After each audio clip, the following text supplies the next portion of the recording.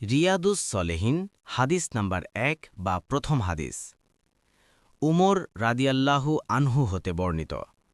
উমর রাদিয়াল্লাহু আনহু বলেন, আমি রসুল সাল্লাল্লাহু আলাইহি ওয়াসাল্লামকে বলতে শুনেছি যে যাবতীয় কার্য নিয়ত বা সংকল্পের উপর নির্ভরশীল, আর মানুষের জন্য তাই প্রাপ্য হবে যার সে নিয়ত করবে।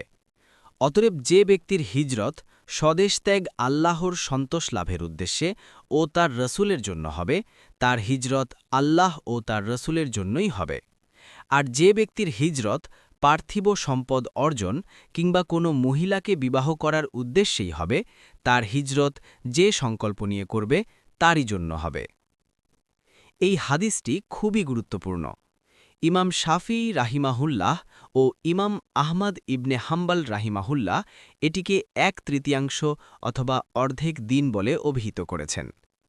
এটিকে ইমাম বুখারী রাহিমাহুল্লাহ তার গ্রন্থ সহিহ বুখারীতে 7 জায়গায় বর্ণনা করেছেন।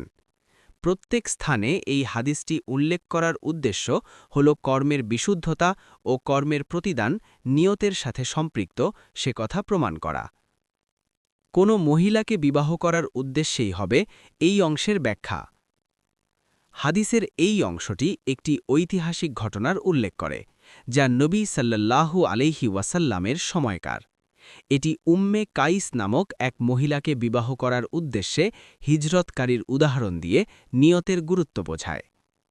ঘটনার পটভূমি: উম্মে কাইস ছিলেন মক্কার এক মুশরিক নেতা আবু বখতেলি ইবনে হিশামের কন্যা।